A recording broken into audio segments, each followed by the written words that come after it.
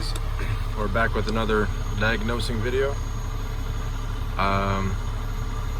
So pretty much on this one, these are the codes I got.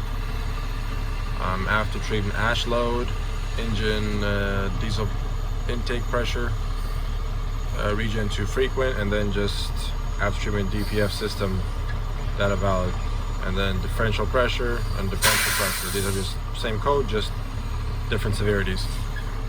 So then I would go here, advanced ECM data. You go to advanced ECM data, and then you go to after treatment history, and this is where you can see. So if you go out to the oldest one, we'll see we're regening about, that's 8 hours, that's 2 hours, that's 5 hours, that's 10 hours, that's an hour, and 7 hours, then 13 hours, another 13 hours, and 7 hours. And then if we go here, go to the right, we'll see the pressure across the filter. We're at 9.5, 5.9, 8.7, 6.0. So we're at, our pressure across our filter is very, very high.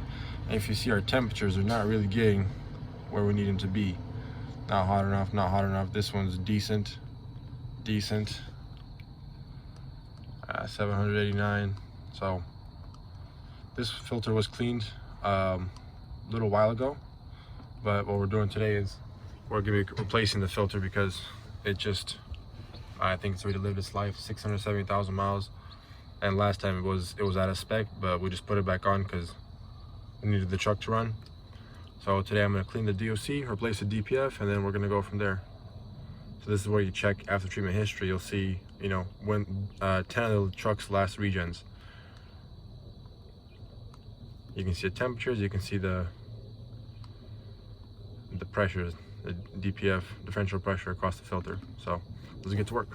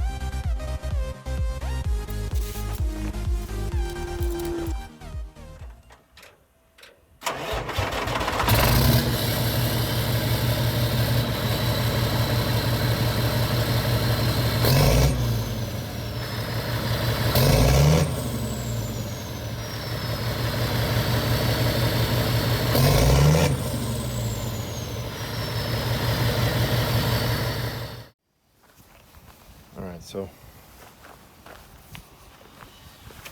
sensors were not wanting to come out, so I had to turn the camera off and struggle a little bit, but this is what it looks like.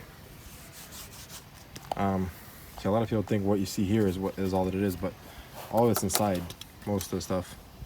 And last time this one was cleaned, it was already at its end of life, so this one's just gonna be getting replaced.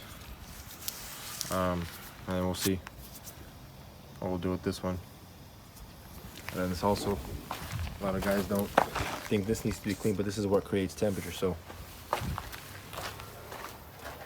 this throws fuel, creates temperature, and it comes here into here, and this creates temperature. That's they call it precious metals or gold or something. I don't have a real explanation for it. And it creates even more temperature. So this is also has to be cleaned out every time. You can never ever clean the DPF without cleaning this, because this is what actually makes all the temperature. So don't clean it, and there's no point in cleaning that if you don't do it. So let's get to work.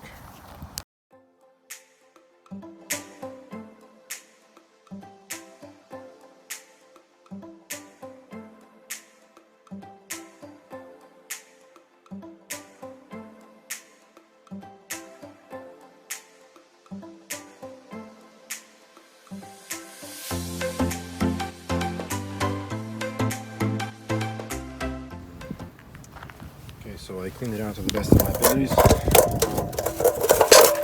So the reason you don't have to if you like, let's say you're replacing, you know, DPF, the reason you don't have to take this to be cleaned, because this is a straight shot through the whole filter. This has layers, so like this is turned like this, and then the holes at this side are like twisted, so you'll never be able to get everything out.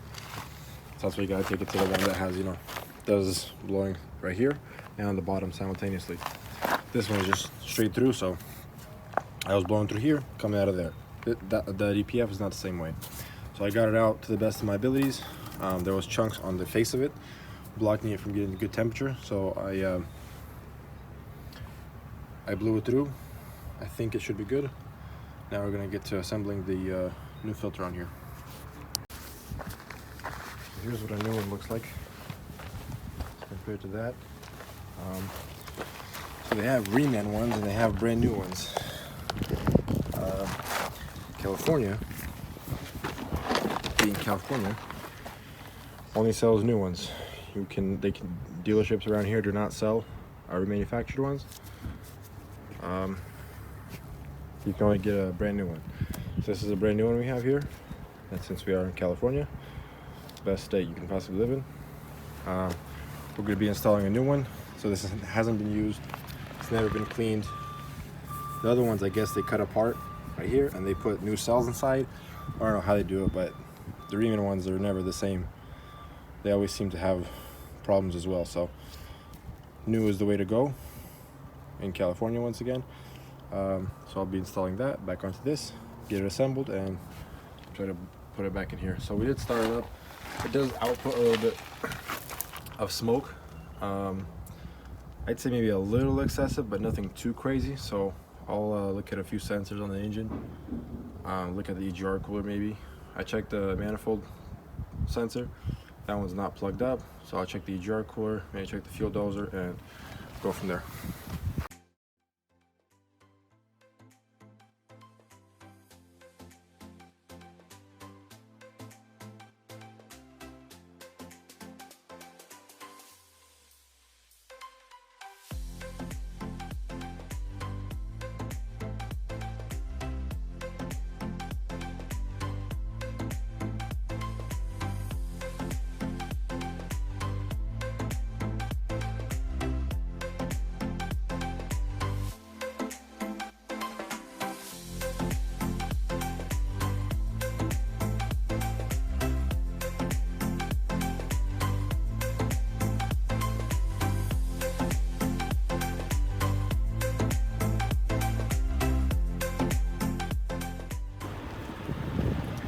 Guys, so it got a little warm, so I didn't record me putting it back on, but it goes on the same way it came off. 2 clamps in the front, these, 2 clamps in the back for the inlet and exhaust. And I got this back on. You always want to make sure that these are like, the newer ones are a little sloped, but you always want to make sure they're straight and they kind of, you know, it's an even bend all the way down. Got the sensors back in.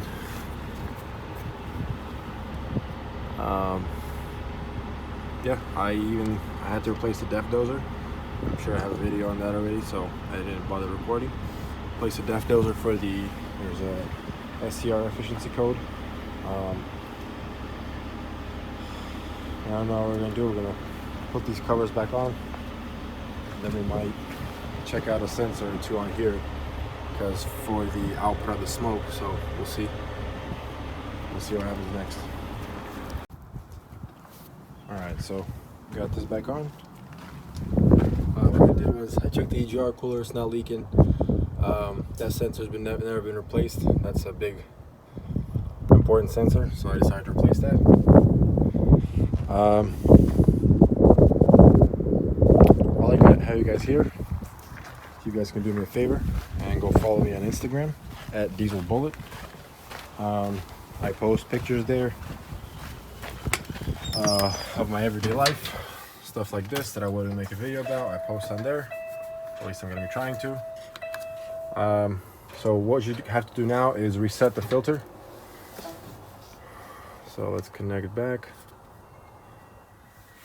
So there's pretty much a setting you have to reset every time you clean the filter, or in our case, replaced. Let's see. Out treatment maintenance filter installation feature is used to inform the electronic ECM that DPF has been replaced. So what we're going to do is press reset. Full form reset process. We're going to turn off the key switch, press OK, and wait. Okay, so it said the reset process was successful. We got the codes cleared. And what we're going to do now is put the truck into a regen. So let's go ahead and start it.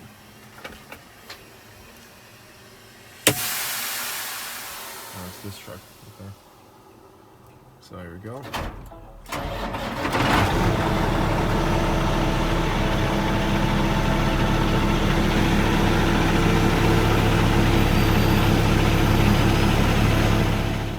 So with that truck, what we ended up doing was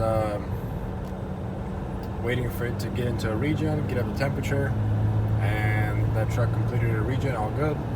Temperatures were good. It warmed up a lot faster than it did before. So that truck is good to go. I reset it. I think I showed me resetting it, the filter. So after repair, you always want to try to put it into a regen to try to kind of confirm the repair, make sure everything's okay, and then send it on its merry way. So guys, I hope you guys enjoyed this video. I know everybody kind of wanted the truck repair videos, so I figured I'd make one. Hopefully you guys enjoyed it. Let me know what you guys think. Let me know what else you guys might want to see. And yeah, if you could like, guys, please like the video, subscribe, stay tuned for next video. See you guys in the next one.